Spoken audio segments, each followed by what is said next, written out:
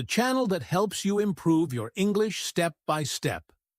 I'm so happy to have you here today because we are going to talk about something really important for learning English: inputs and outputs. These two things are the key to speaking and understanding English better, and in this episode, I'll show you exactly how they work and why they are so powerful. Now, you might be wondering, what are inputs and outputs? And why do they matter for my English learning? Well, don't worry, I'll explain everything in a simple and easy way. Whether you're just starting your English learning journey or you've been learning for a while, this episode will help you understand how to train your brain to think in English naturally. Before we dive in, I want you to take a moment and think about how you learned your first language as a child. Did you study grammar rules first? Did you memorize long lists of words? No. You simply listened and absorbed what people around you were saying. You heard your parents talk. You watched people interact. And little by little, you started to understand. Then, one day, you spoke your first words. That's the power of input. It fills your brain with the language. And when you finally start speaking, that's output, using what you have learned. Now, imagine if you could apply this same method to English. Imagine if learning English could be as natural and smooth as learning your first language. Well, the good news is, you can. And today, I'm going to show you exactly how. Many English learners feel stuck. They watch videos, they read books, they listen to English speakers, but when it's time to speak, they feel nervous or don't know what to say. If this sounds like you, then you're in the right place. This episode is designed to help you break free from that struggle by understanding how to balance input and output in a way that actually improves your fluency. This is not just about learning more English, it's about using English in real life. Because at the end of the day, we don't just learn English to pass a test. We learn it to communicate, to express ourselves, and to connect with others. And I want to help you do that with confidence. So, what can you expect in today's episode? Well, here's what we'll cover. What is input? Why listening and reading are the foundation of language learning. What is output? How speaking and writing help you become fluent. How to balance input and output so you don't just understand English, but actually use it. Common mistakes that slow down your progress, and how to avoid them. Practical tips you can start using today to improve your English faster. Sounds interesting? I promise, by the end of this episode, you will have a clear strategy for learning English in a way that actually works. So, stay with me until the end, because you don't want to miss these powerful techniques. If you're serious about improving your English, this episode is going to be a game changer for you. And if you haven't already, make sure to subscribe to Code Your English, so you never miss an episode. All right, let's get started and dive into the world of English inputs and outputs. Before diving into what are English inputs, let's walk through Cambridge Dictionary definition of input. Definition of input, based on Cambridge Dictionary. According to the Cambridge Dictionary, the word input refers to something such as energy, money, or information that is put into a system, organization, or machine so that it can operate. In language learning, input means the English that you receive and absorb, mainly through listening and reading. It is the information that enters your brain and helps you understand the language before you can use it in speaking or writing. Example of input in language learning. Imagine a child learning their first language. Before they start speaking, They spend months just listening to their parents, watching their expressions, and hearing words repeatedly. Over time, their brain collects enough input, and one day, they start saying words like mama or dog. The same thing happens when learning English as a second language. If you listen to English podcasts, watch movies, and read books, your brain stores new words, phrases, and grammar structures. Later, when you start speaking, you naturally use what you have learned. Example: Sarah wants to improve her English. Every day, she listens to an English podcast for 20 minutes and reads a short news article. At first, she doesn't understand everything, but over time, her brain absorbs new words and phrases. After a few months, she notices that she can understand conversations more easily and even use some of the phrases she heard in her own speaking. Input is the first step to fluency. The more English you listen to and read, the easier it becomes to think, speak, and write naturally. So, keep exposing yourself to English every day. What are English inputs? Now that we understand why input and output are essential for learning English, let's focus on the first part: input. This is where everything begins. Without input, there can be no output. But what exactly is input, and why is it so important? Definition of inputs: listening and reading. In simple words, input is any English you take in. It includes everything you hear and read in English. Whenever you listen to an English conversation, watch a movie, or read a book, your brain is collecting words, phrases, and sentence structures. This process is essential because before you can speak or write English, output, you first need to understand it. Input. Think about how babies learn their first language. They don't start speaking immediately. First, they listen to their parents, watch their surroundings, and slowly understand the meaning of words. Then, after months or even years of listening, they finally begin to speak. This same process applies to learning English as a second language. You need input before output. So, the more English you listen to and read, the more familiar your brain becomes with the language. Over time, this will help you speak and write better, even if you don't memorize grammar rules or vocabulary lists. Why input is the foundation of language learning. Imagine trying to build a house without bricks. Sounds impossible, right? The same goes for learning English. Input is like the bricks. It gives you the materials you need to form sentences, express thoughts, and communicate naturally. Many English learners struggle because they don't get enough input. They focus too much on grammar exercises and memorizing words without actually hearing or seeing those words used in real conversations. This can make English feel unnatural or difficult to recall when speaking. The more input you get, the more automatic English becomes. Instead of thinking about grammar rules while speaking, you will naturally form correct sentences, just like how native speakers do. This is why input is the foundation of fluency. The more you expose yourself to English, the more your brain absorbs it, making speaking and writing much easier. Types of input. Not all input is the same. There are two main types of input: passive input and active input. Both are useful, but understanding the difference will help you use them effectively. 1. Passive input. Background listening, watching without focusing.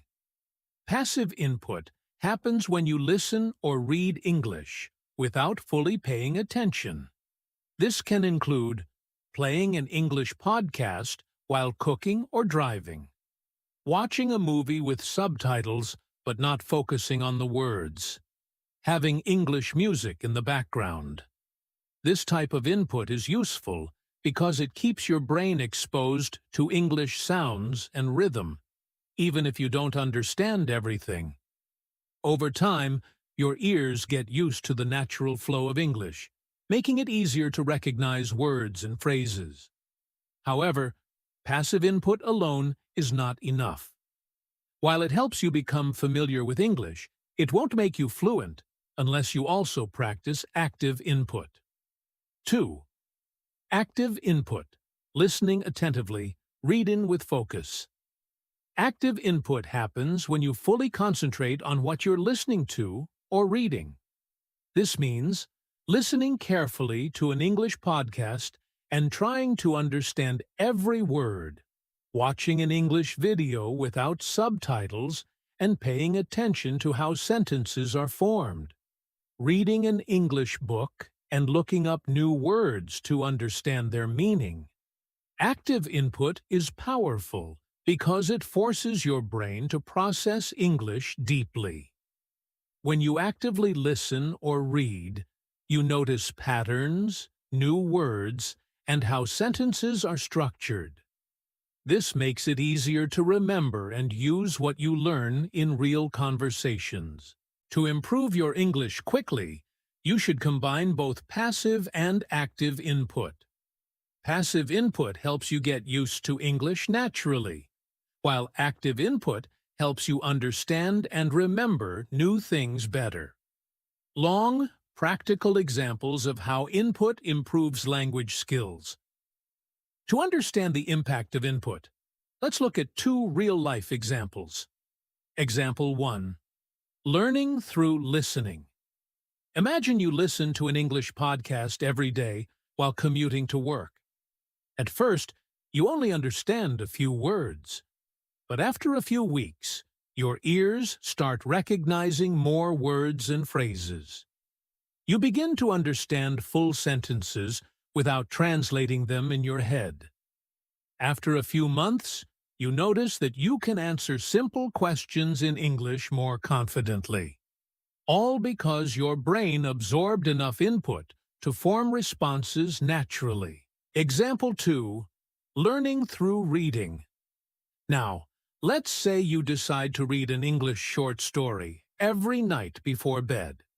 At first, you need to check the dictionary often, but as you continue, you recognize more words and understand sentences faster. After a few months, you find that you can write better in English because you've seen how words and grammar are used in real sentences. Your writing improves naturally because your brain has collected enough input from reading. These examples show how consistent exposure to input, whether through listening or reading, gradually improves speaking and writing skills. How much input is necessary for progress? A common question is, how much input do I need to improve? The answer depends on how often and how well you expose yourself to English. But let's look at some estimates. If you listen to 30 minutes of English every day, you'll see improvement in about 3 to 6 months. If you read for 15 minutes daily, your vocabulary and sentence structure will improve in a few months. If you combine 1 hour of listening and 30 minutes of reading daily, you can reach a conversational level in about a year. These numbers aren't strict rules, but they show one thing clearly. The more input you get, the faster you improve. If you want to become fluent, aim for at least 1 hour of English input every day. Input is the fuel for your English learning journey. Without it, you won't have the materials needed to speak and write confidently. Whether through listening or reading, the more English you expose yourself to, the more natural it will feel. To make real progress, combine passive and active input, and try to get at least 1 hour of English exposure every day. In the next section, we'll talk about English output, how to use what you've learned to improve your speaking and writing. Stay tuned. Now let's learn about English outputs. Definition of output, based on Cambridge Dictionary. According to the Cambridge Dictionary, the word output means the amount of something that is produced by a person, machine, or system. In language learning, output refers to the English that you produce, mainly through speaking and writing. It is how you express your thoughts and ideas after receiving input. Without output, you might understand English but struggle to communicate effectively. Example of output in language learning. Imagine a musician who listens to a lot of songs but never plays an instrument. They might recognize music but won't be able to create their own. Similarly, in English, if you only listen and read but never practice speaking or writing, you will understand the language but won't be able to use it fluently. Example: John has been watching English movies for months. He understands many words but feels nervous when speaking. To improve, he starts practicing speaking out loud every day and writing a short journal in English. At first, he makes mistakes, but with time, he becomes more confident and fluent in expressing his ideas. Output is necessary for fluency. The more you speak and write, the more comfortable you become with using English in real situations. So, don't be afraid to practice every day. Mistakes are part of the learning process. What are English outputs? Now that we have discussed English input, it's time to talk about the second half of the language learning process. Output. While input is about absorbing English through listening and reading, output is about using English through speaking and writing. Many learners focus too much on input and avoid output because they feel nervous or afraid of making mistakes. But without output, you cannot become fluent in English. Speaking and writing help you turn passive knowledge into active skills. In this section, we will define output, explain why it is necessary, explore different types of output, and see how using English regularly helps with retention and fluency. Definition of outputs, speaking and writing. Output means producing English rather than just understanding it. There are two main types of output. Speaking, using your voice to communicate in English. This includes conversations, answering questions, giving speeches, or even thinking out loud in English. Writing, expressing thoughts through text. This includes writing essays, emails, social media posts, or even keeping a personal journal in English. Think of output as a workout for your brain. Just as athletes train their muscles to get stronger, you need to practice speaking and writing to strengthen your ability to use English naturally. Without output, you may understand English well, but you might struggle to express yourself when needed. That's why practicing output regularly is essential. Why output is necessary for fluency. Imagine you are learning how to swim. You watch videos, read books about swimming techniques, and observe professional swimmers. However, if you never actually get into the water, can you truly learn how to swim? No, you have to practice. The same rule applies to English. Fluency doesn't come from just listening and reading. It comes from using the language. Here's why output is essential. It helps you remember more. When you speak or write, you force your brain to recall vocabulary and grammar rules. This strengthens your memory and helps you remember words more easily. It builds confidence. The more you use English, the more comfortable you become. Over time, you will feel less nervous when speaking in real situations. It highlights your weaknesses. When you speak or write, you realize which words or grammar rules you struggle with. This helps you focus on improving those areas. It trains you to think in English. Speaking and writing regularly help your brain process ideas in English, reducing the need to translate from your native language. Many learners avoid speaking because they feel shy or afraid of making mistakes. But mistakes are part of the learning process. The more you practice, the better you will become. Types of output. Just like input, output comes in different forms. There are two main types: planned output and spontaneous output. 1. Planned output. Writing essays, preparing presentations. Planned output happens when you prepare before using English. This includes writing an essay for an exam, preparing a presentation for work or school, drafting an email to a colleague or friend. Planned output is great for organizing your thoughts and improving your writing skills. Since you have time to think, you can focus on using correct grammar, new vocabulary, and clear sentence structures. One effective way to practice planned output is keeping a daily journal in English.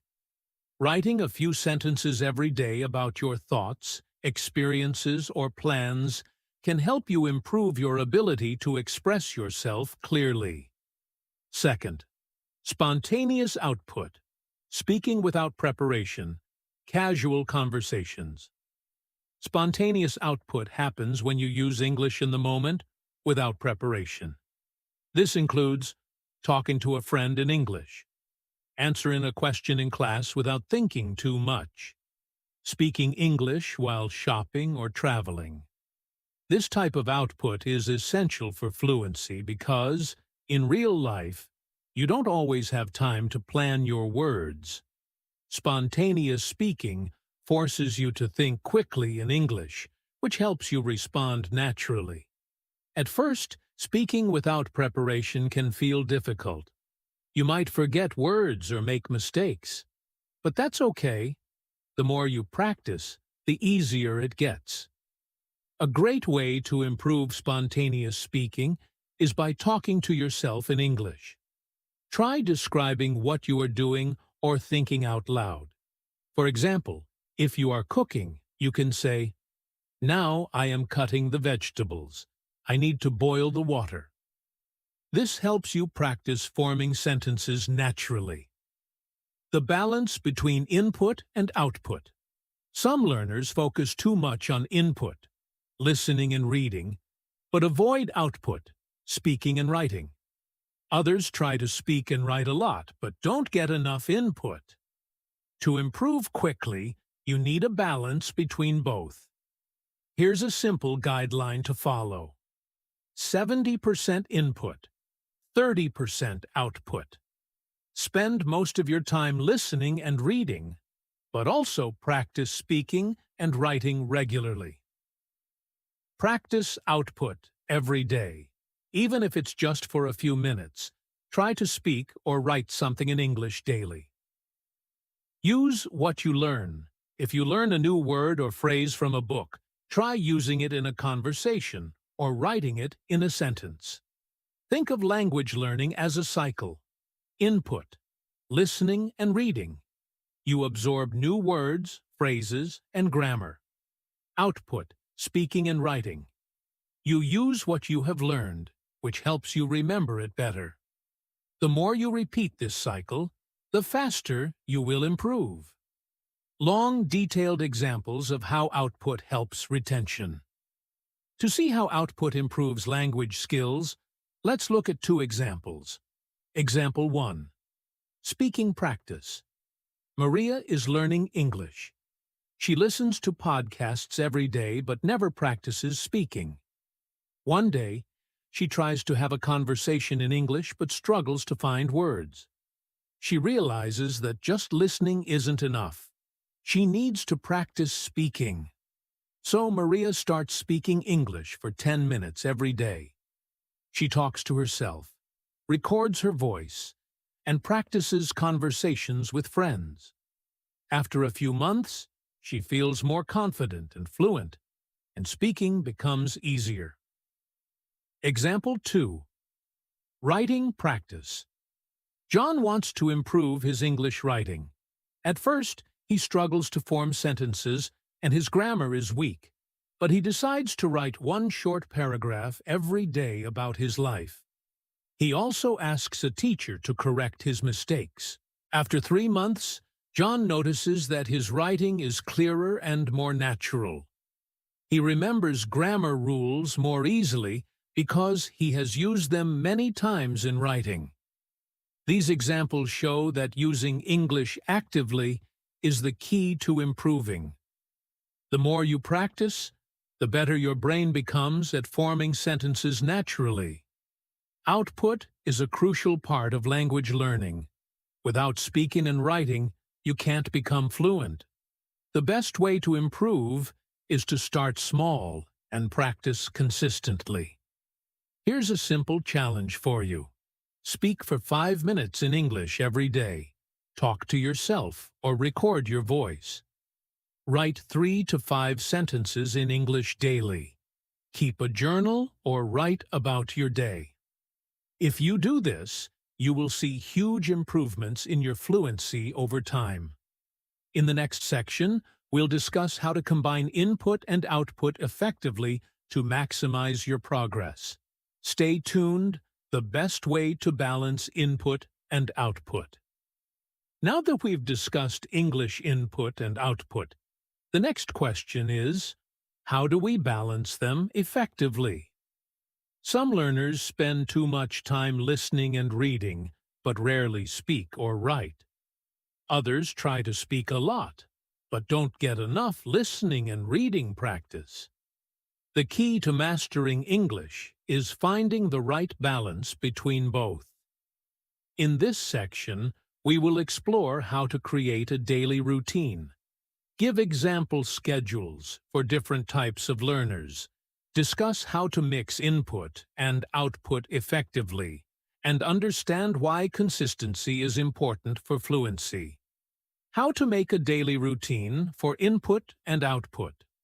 A good English learning routine includes both input and output every day. The key is to use English in different ways, even if you have only a little time. Here's how you can structure your daily practice. Start with input. Begin your day by listening to an English podcast or reading a short article. This helps you absorb new vocabulary and sentence structures. Move to output. After listening or reading, try to speak about what you learned or write a short summary. This helps you activate what you learned. Mix short and long sessions. You don't need to spend hours studying. Even short 5 to 10 minute sessions of speaking and writing can be effective if you do them consistently. Make it fun. Choose interesting topics. If you love sports, listen to sports podcasts in English. If you enjoy cooking, read English recipes and try to describe them in English. Be consistent. Learning English is like exercising. If you practice a little every day, you will see steady improvement. Let's now look at example schedules for different learners based on their daily lives. Example: schedules for different learners. Everyone has a different lifestyle, so let's see how students, workers, and busy people can balance input and output in their daily routines. 1. English learning routine for students. Students usually have more time to study English, so they can include more focused learning in their routine. Morning input. Listen to an English podcast for 15 minutes while getting ready for school. Afternoon output. After classes, write a short paragraph about what you learned today. Evening input and output. Watch a TV show in English for 30 minutes and repeat some sentences aloud to practice pronunciation. Extra tip: join an English conversation club or find a language partner to practice speaking regularly. Second English learning routine for workers. Workers have busy schedules, but they can still practice English by using their free time wisely. Morning input. Listen to an audiobook or podcast on the way to work, 20 minutes. Lunch break, output. Write a short message or email in English to practice writing. Evening, input and output. Watch an English video for 20 minutes and summarize it aloud in your own words. Extra tip. If you work in an English-speaking environment, try to speak in English with colleagues when possible. Third English learning routine for busy people. Even if you have a very tight schedule, you can still practice English in small ways. Morning input. Read an English quote or news headline for 5 minutes. During the day, input and output. Think in English while doing daily activities, e.g., now I am making coffee. Evening, output. Record a 1-minute voice message in English about your day. Extra tip. Use English learning apps while waiting in line or during short breaks. How to improve fluency with a mix of both. To speak fluently, you need both input and output working together. Here's how to improve fluency with a good mix. Shadowing. Listen to a sentence and repeat it immediately. This improves pronunciation and fluency. Speaking after reading. After reading an article, explain it in your own words. This helps train your brain to form sentences quickly. Writing and speaking together. Write a short story, then read it out loud. This helps reinforce sentence structure and speaking confidence. Use the 1-to-1 rule. For every 10 minutes of listening and reading, try to speak or write for at least 10 minutes. This ensures you are not just absorbing, but also producing English. The importance of consistency. Consistency is the secret to fluency. Even 15 to 30 minutes per day is better than studying for 3 hours once a week. Why? Because language learning is like building a habit. When you practice every day, your brain retains the information better. Let's compare two learners. Anna practices English for 15 minutes every day.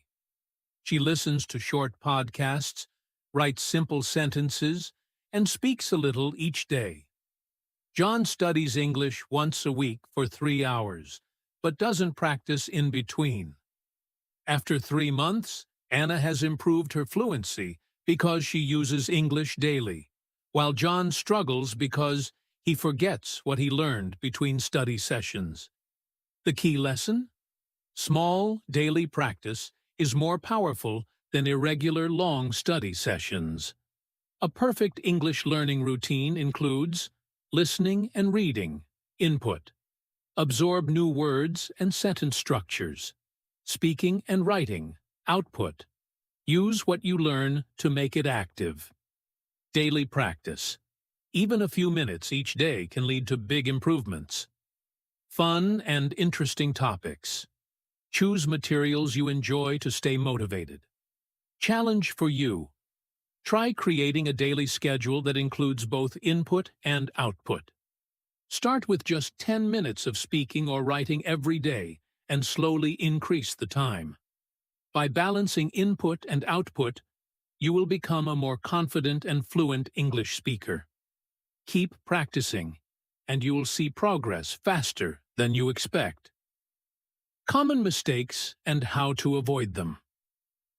Learning English is a journey, and like any journey, there are obstacles along the way. Many learners make common mistakes that slow down their progress without realizing it. Some people focus too much on input and not enough on output. Others do the opposite. Some rely too much on passive learning, while others are afraid to make mistakes when speaking or writing. In this section, we will discuss these common mistakes in detail and provide practical strategies to help you avoid them. Mistake number 1. Too much input, too little output. and vice versa. Many learners only focus on input. They listen to English podcasts, watch TV shows, and read books, but they never practice speaking or writing. This is a big problem because understanding English is not the same as using it. If you never produce English, you will struggle to communicate when it's time to speak or write. On the other hand, some learners focus too much on output. They try to speak all the time, but don't spend enough time listening or reading. This can cause poor sentence structures and limited vocabulary because they don't learn enough from native speakers. How to fix it? Follow the 1-to-1 rule. For every 10 minutes of listening or reading, try to speak or write for at least 10 minutes. Summarize what you learn. After listening to a podcast, talk about it in your own words. After reading an article, write a short summary. Use English in daily life. If you hear a new phrase, try using it in a conversation or writing it in a sentence. By balancing both input and output, you will develop all language skills effectively. Mistake number 2. Over-reliance on passive input. Passive input means listening or watching English without paying full attention. Many learners play English videos in the background while doing other tasks. While this can be helpful, it is not enough to improve fluency because the brain is not actively processing the language. Passive input is like watching someone cook without actually cooking yourself. You might understand the process, but you won't be able to do it well when you try. How to fix it? Turn passive input into active learning. Instead of just watching a video, repeat words and phrases aloud. Try the shadowing technique. Repeat after the speaker. Take notes. Write down useful expressions from podcasts or TV shows and use them later. Engage with the content. If you watch a YouTube video, leave a comment in English. If you read an article, write a short opinion about it. When you actively listen and read, your brain absorbs more and you improve faster. Mistake number 3. Fear of making mistakes in output. Many learners are afraid to speak or write because they don't want to make mistakes.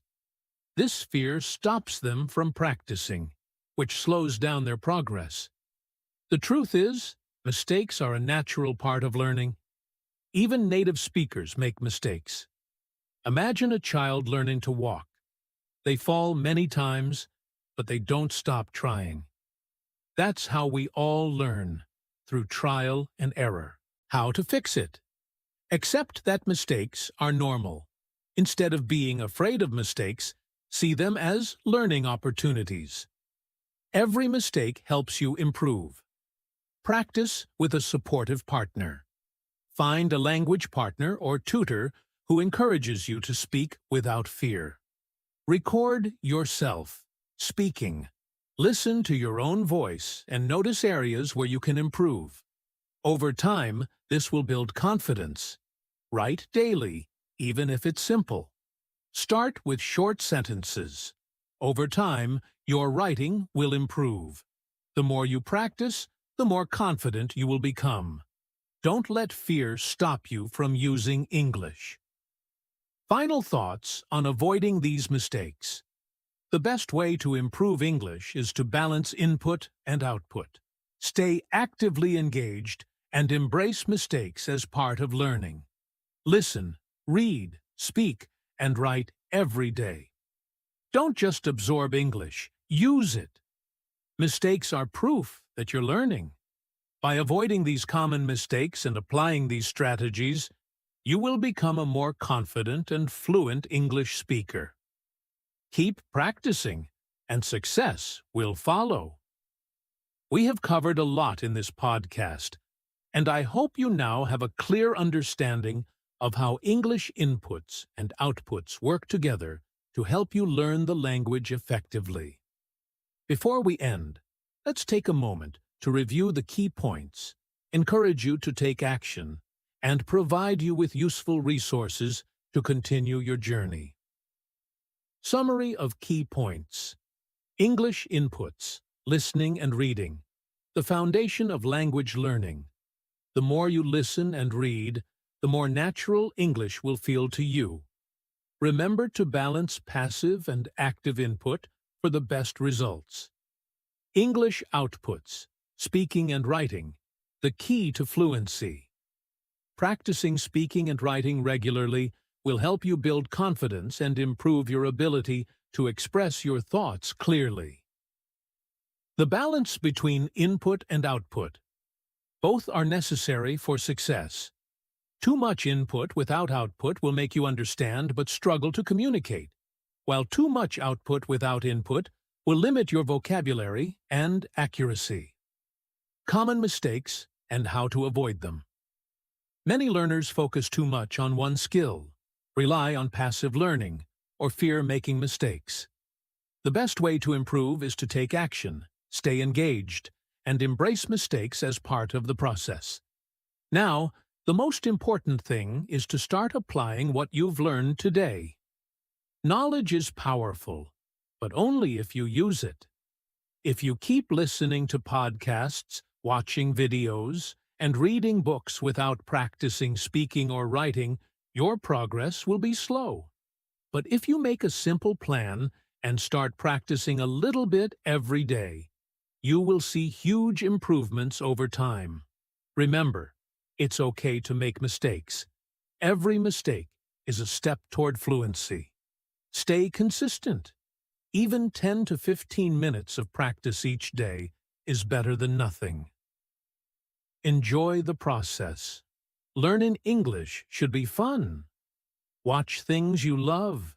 Talk about topics that interest you, and challenge yourself in a positive way. Resources for further learning. If you want to keep improving, here are some great resources to help you. Podcasts and YouTube channels. Listen to English learning podcasts, like this one, and follow channels that focus on simple, clear English. Books and articles. Read simple books, news websites, or blogs in English. Try graded readers if you are a beginner. Flashcard apps. Use apps like Anki or Quizlet to remember new words easily. Daily writing and speaking practice. Keep a journal in English or record yourself speaking for a few minutes every day. Choose the resources that work best for you and use them consistently. Before we end, I want to invite you to take the next step in your learning journey. If you found this podcast helpful, make sure to subscribe to our channel, Code Your English, so you never miss new episodes. Like this episode and share it with other English learners who might benefit from it. Leave a comment and tell us, what was your biggest takeaway from this episode? What is one action you will take today to improve your English? Challenge yourself. Right now, make a simple plan. How will you practice both input and output this week? Write it down and start today. You have everything you need to take your English to the next level. Remember, fluency is not about being perfect. It's about communicating and improving step by step. Keep going, keep practicing, and most importantly, believe in yourself. Thank you for listening, and I'll see you in the next episode.